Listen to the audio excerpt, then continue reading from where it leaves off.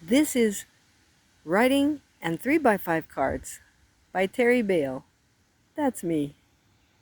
Here I am on a day that is rather windy, sometimes very bright, other times very cloudy. I don't know what it will do quite.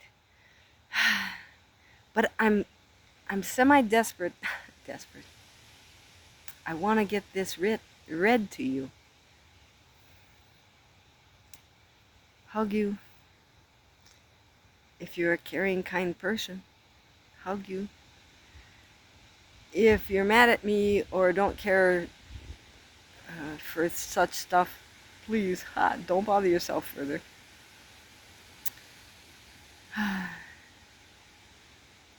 Life's complicated, you know. But I'm gonna start in reading. This is the start of the 3x5s. I already read from the cover to the end of the first essay. And now this is page 7. And I write at the bottom. Page 5 and 6 were empty, so I took them out. So I got clear up to page 4 last time. Okay, here it goes. I'll put this out so you can see. Oh, see, there's some blue sky up there. And it's pretty. Just a little bit. Show you. I don't know. And just even down here, there's my lap stuff. And so it's not blowing, so I should get to reading this. Here, I'll show it to you.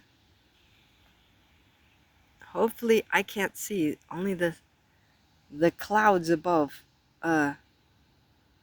show into my mind, my eyes. Okay. Anaerobic intensification. Have you seen how animatedly people talk about man-made things? About man-made activities and gadgets or styles? Yet when conversation about these subjects dies, a light goes out inside. Real life seems to them to be an empty expanse of gadgetless boredom. But that's a lie. What happened? They got caught up in over-intensification. There has always been a need for concentration, in work, for instance, or in studies. Even in sports and hobbies, concentration and intensification are necessary and yield the fruit of accomplishment.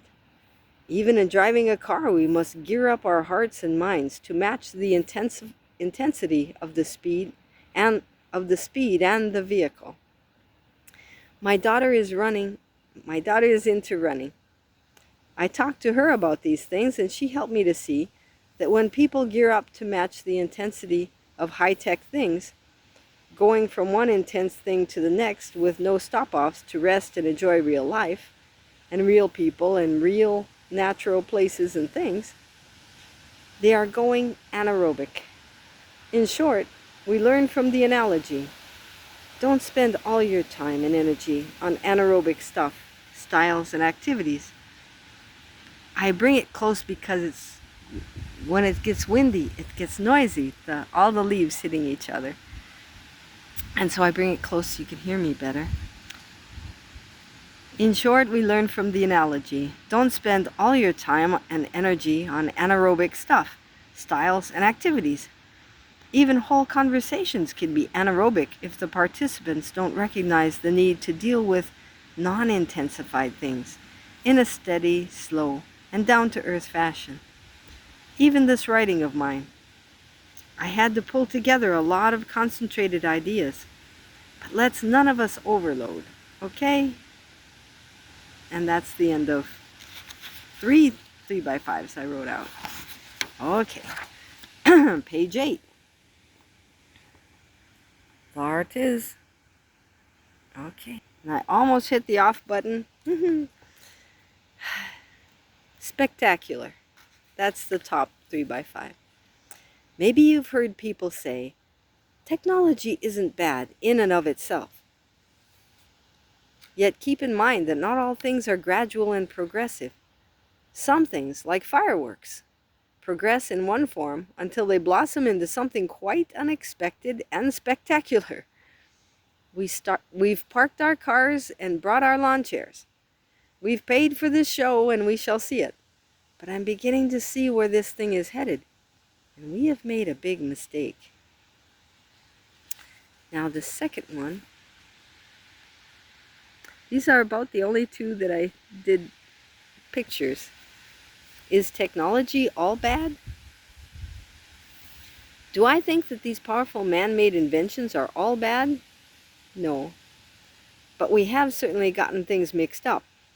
We used to eat chicken with a little salt sprinkled on top, whereas now we eat a pile of salt with a little chicken sprinkled on top. We liked it, we loved it, and now we serve it till death do us part. But wait, there are major events yet to come. Complements of technology. It means kind of completements of technology. The US is center stage. Europe and other high-tech countries are waiting in the wings, waiting their turn. Will now we take the gospel to those we've never heard? Those who've never heard? And at the bottom, after I'd written that one and put it on there, I'd heard this bit about history, so I wrote it down. Jesus said, "Go ye." That's in Mark chapter 16, verse 15. Go ye into all the world and preach the gospel to every creature. But people did not. I said, but not many did, until the total destruction of Jerusalem in AD 70. Their homeland destroyed, they had to go and take the gospel and take the truth, what they knew about God, to the whole world. And you just wonder. So mind you guys, God knows. I've got ideas. He's let me write them down. Some of them are seriously good enough to get to others. Others are my best shots, but they're not all that important. Ask God what's important. But the thing is, maybe God letting destruction happen in the US will make people willing to leave and take the gospel, the truth that we've learned about Jesus, about God, about praying to Him, about Him helping us with life, because He made life and He made each one of us. Take that to people who've never heard about it. So anyway, next page, 2 of these. I hope to just aim it good enough. There we go. The top one, calculatedly, efficiently, sad.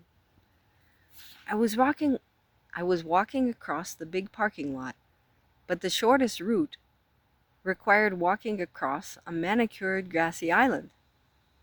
Debate: tread the grass or go around it. List the pros and cons. Save the grass from the wear and tear of my feet going over it, and save my shoes from possible mud and muck. Or get in touch with living stuff, fresh and real. An hour later, I found the time to study the question. Heavy discovery. Calculations based on efficiency will always choose calculated efficiency over real life. But if we always choose calculated efficiency over real life, we will die. With a will. Or without one. Calculatedly, efficiently. Sad.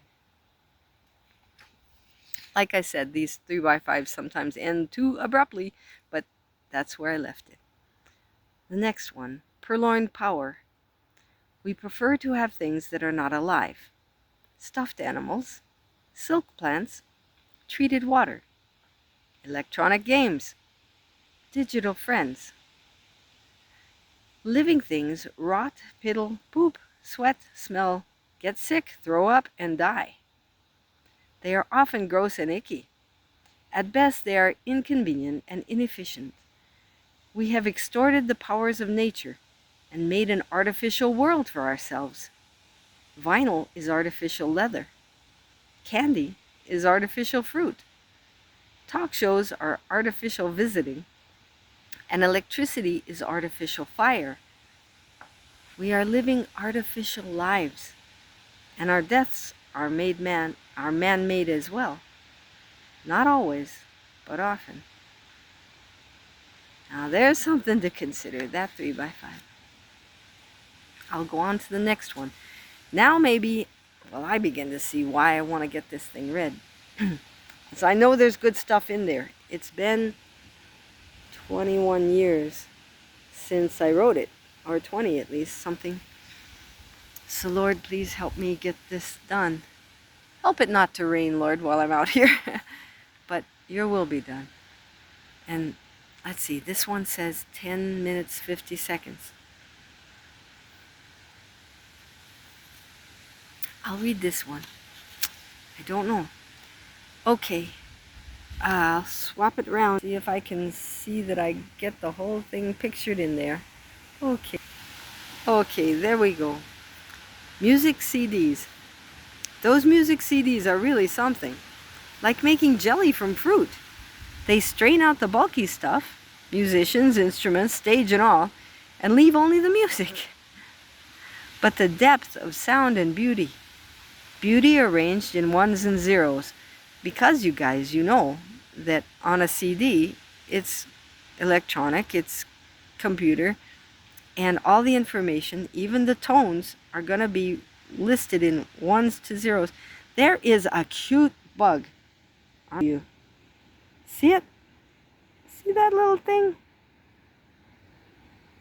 He doesn't really want to go up on my hand, but I don't really want him on my lap either. Oh, he decided to. So, I better... It's just real life, guys. I didn't know there was any inchworm that inches across, that tiny. Maybe I kind of knew, but I haven't seen one in years. Oh, he's so cute. But I probably better put him off onto this here leaf if I can. Please? How about this one? I think he would welcome it. Yes, he is welcoming it. There you go. I think he's far enough away. Okay, I better go back to this. And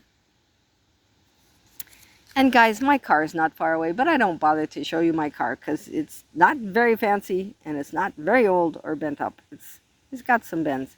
But anyway, the music CDs. Okay, put back and read it to you.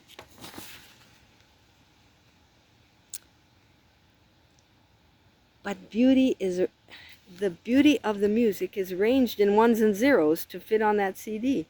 Ones and zeros. Amazing. Wow. If invisible things were used of God to make initial impression on bulky substance, it would be funny. Like seeing a mere picture of a leaf print out a bulky real leaf. It would be like jelly being made into fruit, or music being made into an orchestra. What am I talking about there? So God took the simple thing, filled it out, and added life to it. God's art. Whereas we do the opposite, and we continue to do the opposite. But what God did was good. You know, I'm not exactly sure if invisible things were used of God to make initial impressions on bulky substance. Thing is, a different dimension, or dimensions, they might have more bulk substance to them, and this is actually a simplified version, very like the CD. Not very like, because 3 dimensions is marvelous. Oh boy, all these leaves. Okay, anyway, so there's an example of I don't know, but God knows. There's another little bug. I'll show it. See that little guy? Right there. He's about to jump. Oh, wow. That was a quick jump. Well, you guys are getting a touch of reality here. Let's see. See, I just bumped that. And I'm sitting on this log. And that's the woods behind me. It's just a beautiful place. And now the clouds are over, and I felt a drop of rain, or sprinkle anyway. There's that car of mine, yep. Okay, the bottom one. Paper wedding bell. The comical thought of, say, the flat essence of an acorn being daubed on an ink pad and impressed on substance such that an acorn falls out made me think, what would a person look like if they were simplified into, say, a complex two-dimensional form? So then it happens all the time. Because, that's how I wrote it. Then it happens all the time. No, I skipped it. Oh dear. What would it? Maybe God got me to thinking about that simplified, turning into a thicker thing. I see my hair is all, I don't know. There it goes. You get to know me. You've seen me on millions, almost about 90 videos I've put up.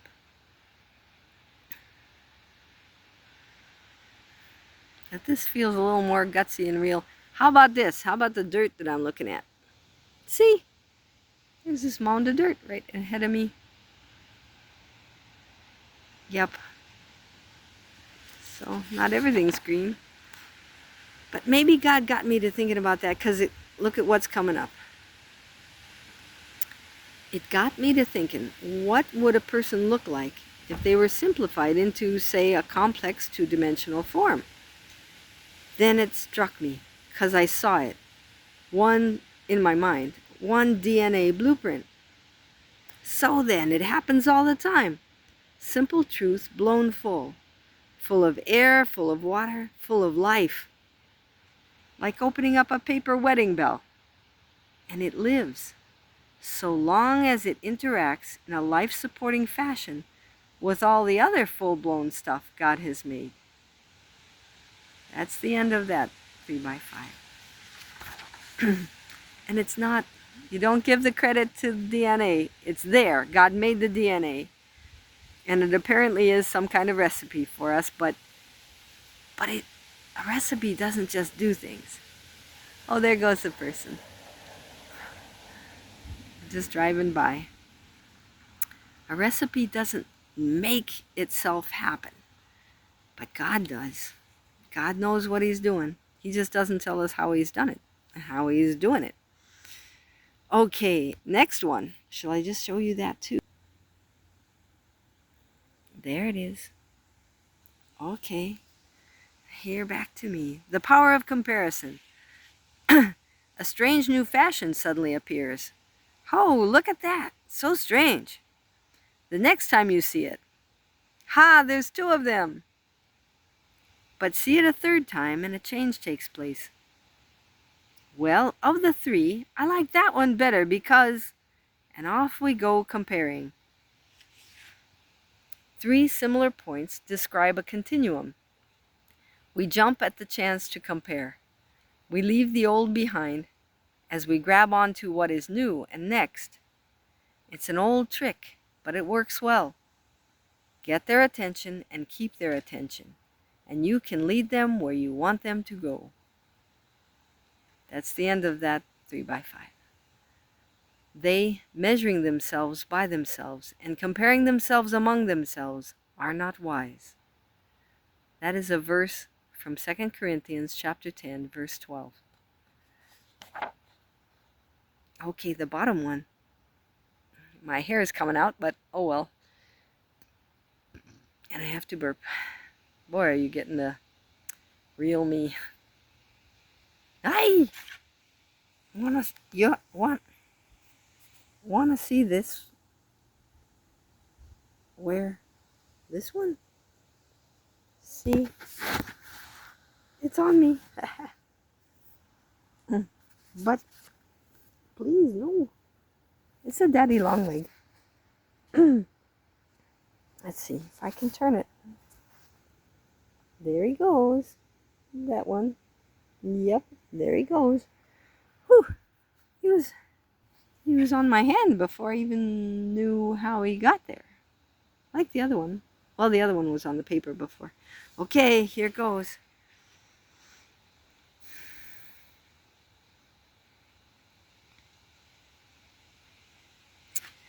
The bottom 3x5. Long skirts and pants. Long ago, both women and men wore robes. Robes had skirts. Should women have not worn skirts because men wore skirts? See Deuteronomy chapter 22, verse 5. I'm not sure what that says at this point, but it probably applies. There is another way to look at this business. Pants were invented for the sake of economy and efficiency. The least cloth for the most coverage. And close-fitting clothes are safer around machines. Pants are straight and calculated and secure, whereas skirts are flowing and generous and vulnerable. Pants are useful, but long skirts are a blessing. My little ones like to wrap themselves in my long skirts, I wrote. And that's the end of the... So, point being, it's ask God what you should wear. But, ladies, guys' brains are built different. They had to be able to invent and figure out how to do things. So, cover up enough to not make them think about what would happen if I did this or that, or someone did this or that. Don't bother them, okay? Be kind. I wear stuff, I just wear what I wear. But I had 4 brothers and 5 sons and a wonderful husband, and I don't want to be a bother to them or to anybody out there. So, it's not to them, nah, because you're a mom. Thank you, Lord. You don't try to dress up or dress extreme for kiddos. Okay, here's the next page, page 12. Should I stop it here? It'd be 23 minutes if I stop it now. I'll stop it now, okay? Thank you. So I got to page 11. Talk to you later. Bye-bye.